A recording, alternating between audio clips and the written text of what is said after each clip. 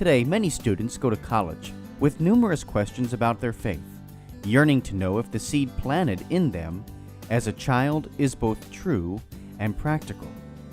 Using the miracle on the road to Emmaus as a model, young adult ministers conversed weekly for 3 months with college students about the most pressing questions they had about the Catholic faith. As they journeyed together virtually, something amazing happened.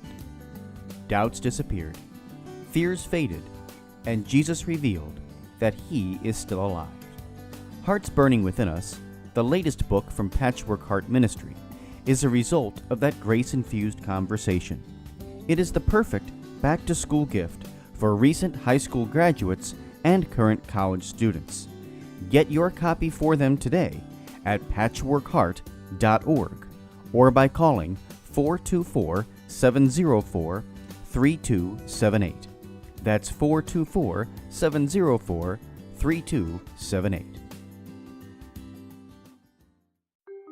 The Shroud of Turin is one of the most researched and studied relics in church history, and profoundly impacts many who encounter its mystery. As a person of faith, looking at it through the eyes of faith, I don't think it can help but touch your heart.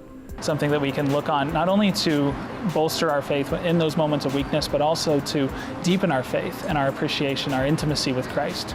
Join Fiat Ministry Network and Patchwork Heart Ministry as they examine the science of the Shroud through the lens of faith. Really interesting scientific information that we didn't know about, like the pollen from all the different regions of the world. As the Shroud traveled around, it picked that up. Some of the mites, things like that was really interesting to me. I mean, this made you really want to believe it a lot more. It's impressive. Like, humanly, I don't think that is another level of love. It's not I'm gonna see people like, oh, I love you, I'll give you a chocolate. No. I'm giving you more than my life. I'm giving you my suffering. Asking both experts and disciples, who do you say I am? As far as who the man of the shroud is, as a person of faith and kind of reviewing the evidence there, it seems that a convincing argument can be made that it's Jesus of Nazareth.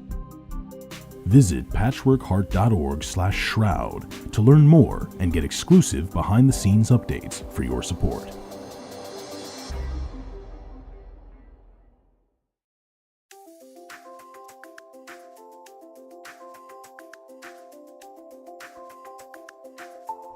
Welcome to the Sowing Hope podcast. This is a show all about implanting hope in our hearts. I'm Bill Snyder, joined by my friend Ann DeSantis.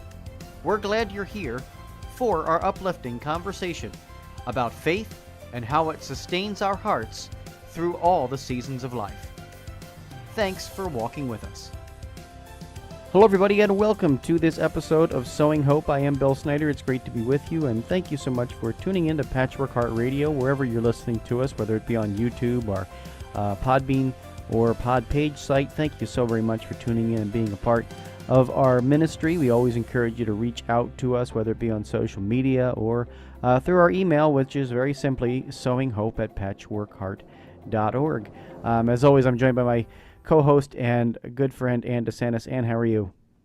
Doing great. Good to be here, Bill, on our series. And I know we're headed toward the end, not quite there yet, but it's great to be here and talk about it. Yeah. Yeah, I'm excited. It's episode 9 of this series, and it's unbelievable that we've done 9 episodes of Catholic parenting. I mean, I'm the father of an 11-month-old, so it's incredible that I've done 9 episodes on parenting. But I'm excited for this particular episode as well. Yeah, I am too. And just to recap for those listening, that this is a 10-part series on parenting. Episode 9 is ages 18 to 22. So really we're talking about college. And it just so happens that Bill and I wrote a book last year in 2021 with two other friends. The book is called Hearts Burning Within Us, which is available at patchworkheart.org. So check it out. But it's a great topic for us because we took almost a whole year, half a year or so, writing a book. Yeah. for this very age. So I think it's appropriate for us to talk about parenting and ways that you can evangelize age. Yeah, absolutely. 100%. I think, us writing the book gives us some really good context into the um, minds of college students, right? Like, just to give people the snapshot, you may have heard it on another podcast, but for those of you who haven't, what we did was we took a unique approach I c- eh, to kind of write a book that's relevant for college kids. And what we did was we used the story of the road to Emmaus. So you hear that, especially around this time of year, right, Ann? This is the time, I think it's either this weekend or maybe next weekend that they read the road to Emmaus story. Um, but the road to Emmaus story serves as a backdrop for the book. And um, what we did was, we really walked with students along a journey. So each week, what we would do is we would meet with 5 different students from 3 different Catholic universities, and we would talk with them about the questions that they had on their heart about the faith. And it could be anything. There was no question that was off limits. They could ask any question, whether it be about sexual morality, about drug use, whatever was on their minds. And some of that surprised us, I think, like, wow, this was a question they asked or whatever. But what was cool about it was that the way we went about it was we met every week. And so as authors, and myself, Jen Oakley now, and Maggie, what we would do is we would sit down and we'd write them over the course of the week, and they'd come back to us and they'd have read the answers, and we'd have a discussion each week. So it was not like we were just saying, hey, submit your questions for this book and you're never going to hear from us again, or you're going to see a finished product. No, it was not that. It was really this walking along this journey hand in hand and answering questions and, having disagreements about certain things. And the amazing thing about that, though, was that the Lord showed up just like he did on the road to Emmaus. Like, that was the intention, that, wherever 2 or 3 are gathered, right, as these 2 disciples walk along, Christ becomes present to them in a very real and special way along this miracle. But we have that promise from Christ that wherever 2 or 3 are gathered in my name, I am with them. And so we just knew that the Lord was going to show up. And that's how this book came to be.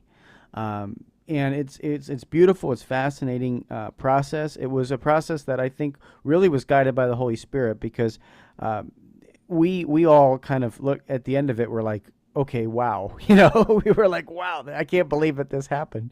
And it was through all of our hard work, but it was also like, wow, God, you really did something incredible here.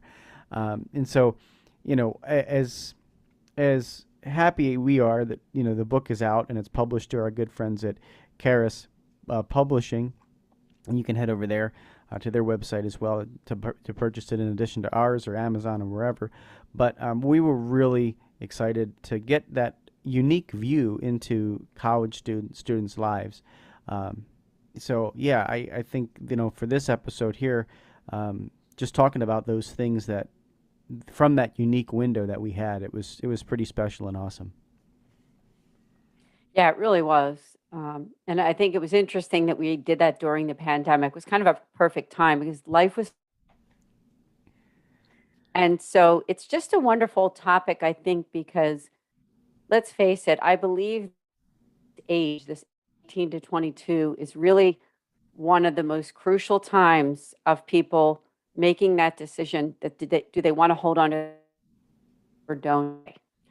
And so our book is just a wonderful resource. But maybe we can just dig right into this topic, Bill, because I know you have a lot of experience with working with young people, especially when you were a youth minister. And I have kids, and we went through that time, and they were able to hold on to their faith. And with that, I'm going to give a tidbit of wisdom, I guess, which I've shared on other podcasts. And I know I'm repeating this over and over again. It's such a big thing when it comes to evangelizing our kids. And it's a real simple advice, and it's for any age, but I think especially for this age, it's important, is that we as parents, when we love and care about our faith in a real way, I'm not talking about a false way, a checkbox way, evangelize our kids is always, always, always going to be that we take our own faith seriously, not in a fanatical way, right, Bill?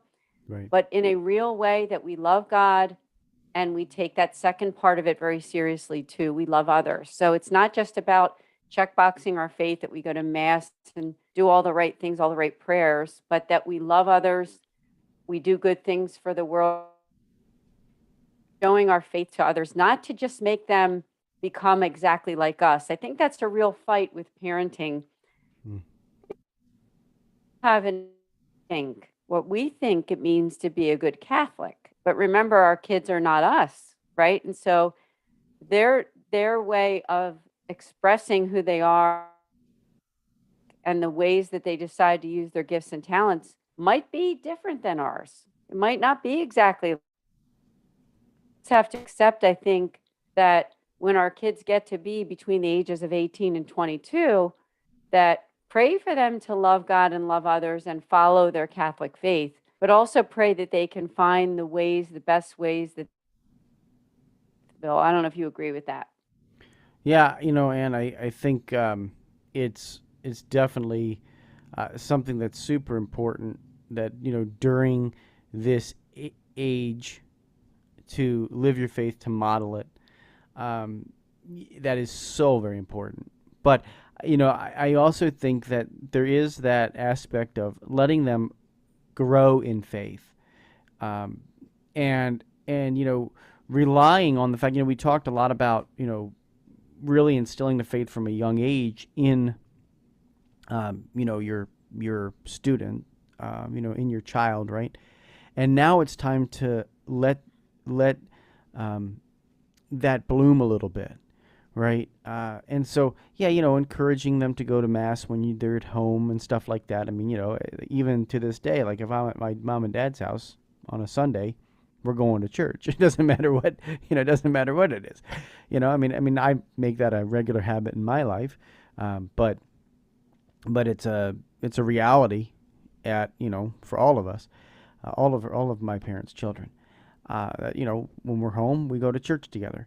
It was beautiful. We all were able to be at Easter Mass together with my son and my wife. It was beautiful. But,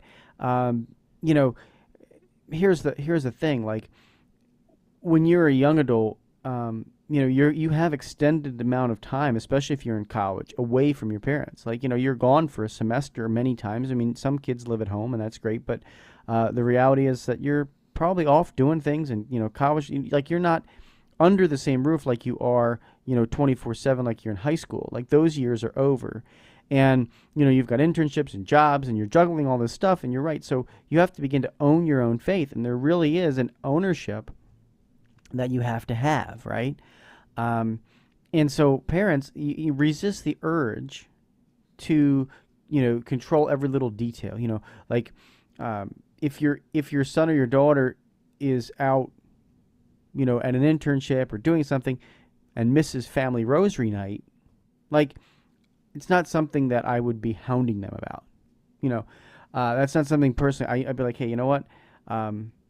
Make up, you're going to make up your rosary elsewhere. And you got to trust that they're creating their own prayer habits. There has to be a little bit of trust there. And, they might be craving that. They might be missing that. And they might be saying, oh man, I wish I was there. And they might do it on their own in their own car, on their car ride to or from work or to or from their internship or whatever.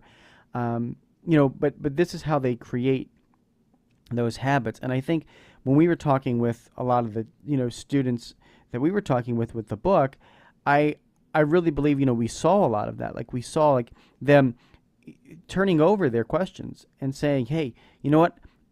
I didn't get every answer to every question that I've ever received in my whole life. And guess what? As a 37-year-old guy, I still don't have all the answers to all the questions that I have about my faith either. So, that's something that for young adults, you have to realize that this is a continual learning process, and allowing your children, and it's hard right? Like I don't want anybody else, teaching my kids about the faith other than me right now. Like, Elvin's, that he's that young, and I can't imagine what that's going to be like when I have to go turn that over to others to maybe have those different conversations with them and stuff like that. But I would really, really, really push hard, and I would really, really do your best to restrain yourself from controlling every aspect of their faith life. And that's the best advice I think I can give you as somebody who has, encountered this and seen this up close. No, that's excellent advice, Bill. Thank you, because I think that the wisdom that you learn as a parent, no matter what age, I think it helps other age areas, right? I mean, the things that I learned when I parented my kids when they were young, really young, are still things that help me today. And now my kids are in that late stage, right? They're over the age of 22 and adults now, but you're still a mom, you're still a parent. It's just that you're not a parent in that same exact way that you were, of course, when they were below the age of 18 or even 22. It's much different when they're adults. I do want to bring up a couple organizations that I think are very helpful for college age, for you who are listening that are parents, and even if you are yourself in college. You might have heard of the organization called Focus, focus.org, and it is the Fellowship of Catholic University Students. In fact, Bill and I have interviewed a couple different people from Focus on this very podcast, Sowing Hope. So definitely check out the website, because they are wonderful and offer so much about connecting on campus, faith resources, and getting in touch with missionaries at colleges. So please do check that out. Another one is Net Ministries, which my own daughter was involved with, which is the National Evangelization Team. So just Google that at Net Ministries. What they do is they are a group of people between the ages of 18 to 28 that do evangelization all over the United States, traveling to churches and dioceses and archdioceses and offering something like confirmation retreats and evangelization to young people below the age of 18. I think namely mostly middle school and high school age, but it's a wonderful thing that young people can get involved with as a missionary. And so I can't recommend it enough. And my daughter was involved with it for almost a full year after college, and she just got so much from it in terms of loving her faith and evangelizing. Yeah. I know you're familiar with that one too, Bill. It is. Oh, yeah. And I mean, NET's an amazing organization, and it impacts so many people across the globe. Across the United States, it really does. It just impacts the faith lives of not only those serving but those who have served, and so it's so great. And I really encourage young people to get involved with that, get out of the boat, and that's something to go serve on. Again, it helps them own their own faith. It helps them tell their story, right? Like, that's another really big thing that I think came through in our conversation with young people, was that they really wanted to know how to evangelize. They wanted to know how to share the faith. And that right there is super. I can't tell you how many questions and do we write that were evangelization related. How do I share the faith with somebody? Is it okay if I have friends who are not part of the Catholic Church? Like, how do I juggle all of this? And it was it was so fascinating to learn that. But that's one of the things that NET really does help people do, is own their faith, learn how to answer the questions, learn how to serve other people, serve the younger generation. I always had NET teams come to our parish, always, when I was a youth minister, and some of the most on fire Catholics are involved in this, and so I would really just encourage you to explore that option for your or gently say, hey, this is a thing you could do after school. Take a year of or year. I think you can up to 2 years, right, of time to serve on national evangelization teams, and many people right after school go right into it, right after they graduate college, because it's a great primer to kind of get ready for whatever job you might be going to. As a youth minister, or if you're going to be serving in the church, it's really a great ministry. So yeah, check it out. Yeah.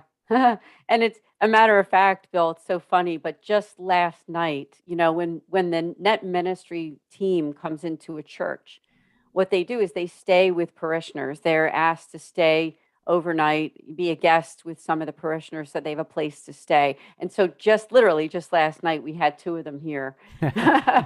So it's just a coincidental thing. We're taping this here in April of 2022. But as I said, my daughter got so much from it. And another thing I think is advice for parents to pass on to your kids who are ages 18 to 22 is for them to find some Catholic groups to attend, Christian or Catholic groups to attend on campus, something like Focus, or maybe there's some kind of prayer groups or other ministries that are on the campuses of your daughter or son's college. Get to meet some like-minded people that share the Catholic faith, that care about their faith, that want to attend Mass on Sundays, or maybe even once in a while to get into daily Mass. Because I know that when my daughter was away at school, she went to DeSales University, a wonderful university in the greater Philadelphia area. She met some good people when she was involved in campus ministry, and went on retreats. And also sometimes when she was able to, she attended daily Mass. And it really makes all the difference when you meet people, even if you just have one friend who's Catholic, or follows their faith and cares about their faith. It just really makes a difference. Oh, I really absolutely. think so. I know you agree on that one. Oh yeah. One of the resources that youth ministers have is a thing called Newman Connection. I Mm. really encourage you to look at that. The Newman Connection is one of the things that helps young people a lot when they go to off visiting colleges. Like we're talking about that 18 to 22 range, but in the last podcast, we were talking about kind of preparing for college. Well, one of the things that you can do to help your young adult as they're going off to college, probably should have included this in the previous episode, but is connect with what they call the Newman Connection. And what they do is they have a data bank, basically, of every spiritual resource, Catholic spiritual resource that the university offers, even if it's a state school. So many places, at state schools have what they call a Newman Center. But if you go to a Catholic university, there are not, Newman Centers. There are, campus ministry offices, but it doesn't matter whether you go to a Catholic school or a state school or whatever. This Newman Connection has those resources available, and so the youth minister can go into the computer, they can plug in, what school they're going to, and then it spits out a list of all the different people to contact. And so that's a really great thing to do as you're going to visit schools. And say, hey, let's swing by the campus ministry office. I've got their name of the campus minister. I've got the name of this person at the Newman Center. And what we're going to do is we're going to swing by, say hello, and figure out what resources are available on campus as well. With Mass times and whatever. And do they have retreats? What are they offering? Mission trips over the summer? What are the things they're doing? So I think that's a big help when you're preparing for college. Get your students the resources so that they know where they're going, and it gives them a group of instant friends, really. It gives you a group of instant friends when you've got your retreats and you've got submission trips lined up and you've got meetings on Tuesday nights or whatever for your faith. Like that's awesome. So check that out and do it in advance before they go away to school during their tours of the school and all that. Oh, that's great. I'm so glad you brought that up. Because the Newman Centers, to me, I just think do so much.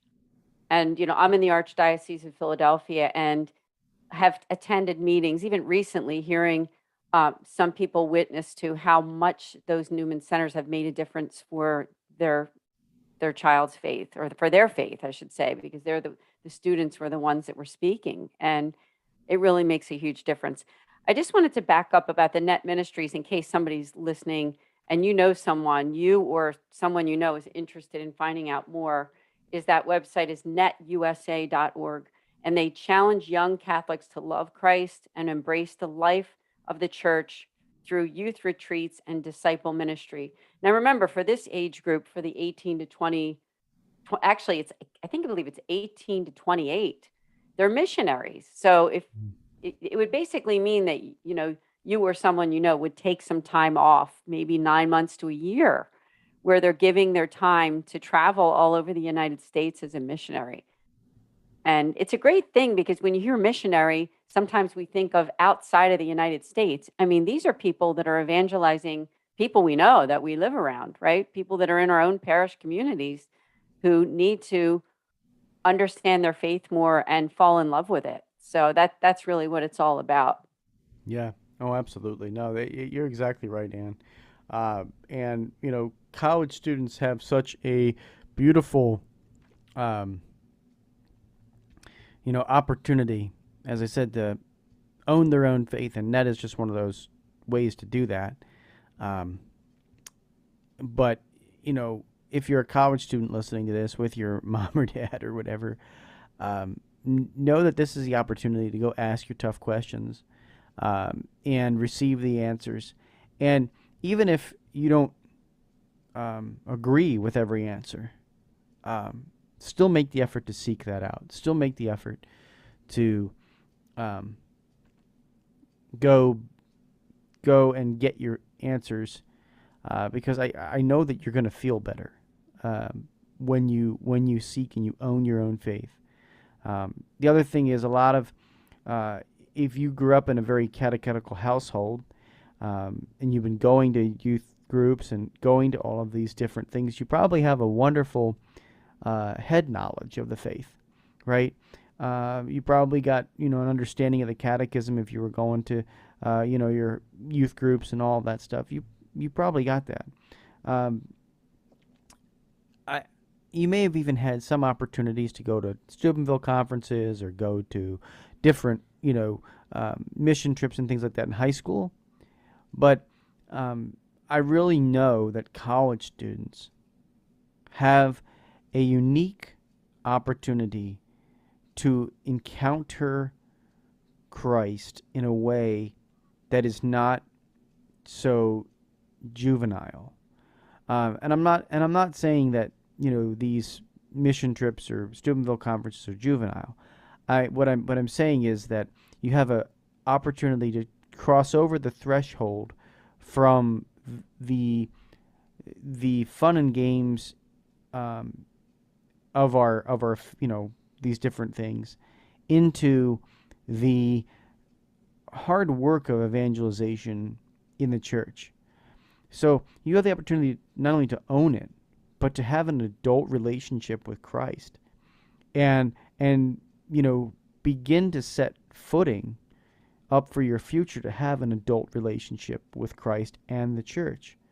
Many people start thinking about dating, looking at what their future is going to be after school, and you have that opportunity as a college student to prepare your faith life well, so that you can set on solid ground your adult faith life, and begin to think about children and all of those other things that we'll probably get into in the next episode, Ann. But Exactly. They're all great points. I'm glad you brought that up, because it's a good lead in, Bill. That what you just said, it's a great lead in to what's coming next, the last podcast, right, of this series, which is going to be, and you might look at Bill and I and think, well, how do you know what it's like to parent over the age of 22? Well, for me, I do, because mine are older. But you know what? This is really for anybody who's an older adult, and you're a parenting that maybe you're in your 50s, 60s, or even 70s. So this is going to be beyond the age of 22 into adulthood, and having those, maybe the fact that your children might even be contemplating marriage or have once the grandchildren start to come. So it's going to be a great podcast because we're really going to talk about all those phases of early adulthood and going into middle adulthood as a parent and what that's like and how you can still continue that legacy of faith, right? No matter what part of parenting stage of parenting you're at. So I think it's awesome. I also want to mention something Bill and I just discussed. Keep an eye because we talked about the book that we wrote, The Heart's Burning Within Us. There is a possibility that we might be doing a monthly podcast through Patchwork Heart Ministry and the St. Raymond Donatus Foundation Families in Crisis series, where we will be doing a whole series on those chapters of the book. So if you get a hold of that book and you buy it on patchworkheart.org, then you can actually partake and hear the discussions that we have about those chapters. So hope you can join us for that. Thank you so much, Bill. Oh, yeah, absolutely. And this has been a wonderful conversation. And so for all of you listening at home, all of you joining us, thank you so much for being with us here on Sowing Hope Podcast. And we look forward to being with you next week for that last part of this 10-part series. But until next time, from all of us here at Patchwork Heart Ministry, may God bless you, your families, and keep beating to your Catholic heart. Thanks for listening to this episode of Sowing Hope on Patchwork Heart Radio. For more information about this podcast and our ministries, visit our websites, patchworkheart.org and andesantis.com. You can also follow and interact with us on Twitter at PWH Ministry or Andy Santis 2.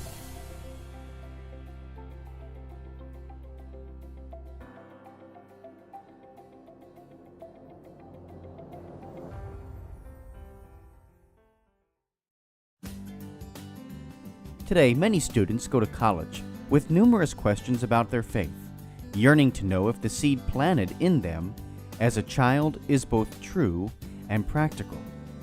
Using the miracle on the road to Emmaus as a model, young adult ministers conversed weekly for 3 months with college students about the most pressing questions they had about the Catholic faith. As they journeyed together virtually, something amazing happened. Doubts disappeared, fears faded, and Jesus revealed that He is still alive. Hearts Burning Within Us, the latest book from Patchwork Heart Ministry, is a result of that grace-infused conversation. It is the perfect back-to-school gift for recent high school graduates and current college students. Get your copy for them today at patchworkheart.org or by calling 424-704-3278. That's 424-704-3278. The Shroud of Turin is one of the most researched and studied relics in church history, and profoundly impacts many who encounter its mystery. As a person of faith, looking at it through the eyes of faith, I don't think it can help but touch your heart. Something that we can look on not only to bolster our faith in those moments of weakness, but also to deepen our faith and our appreciation, our intimacy with Christ. Join Fiat Ministry Network and Patchwork Heart Ministry as they examine the science of the shroud through the lens of faith. Really interesting scientific information that we didn't know about, like the pollen from all the different regions of the world. As the shroud traveled around, it picked that up. Some of the mites, things like that was really interesting to me. I mean, this made you really want to believe it a lot more. It's impressive. Like humanly, I don't think like that is another level of love. It's not I'm gonna say, like, oh, I love you, I'll give you a chocolate. No. I'm giving you more than my life. I'm giving you my suffering. Asking both experts and disciples, who do you say I am? As far as who the man of the shroud is, as a person of faith and kind of reviewing the evidence there, it seems that a convincing argument can be made that it's Jesus of Nazareth. Visit patchworkheart.org/shroud to learn more and get exclusive behind-the-scenes updates for your support.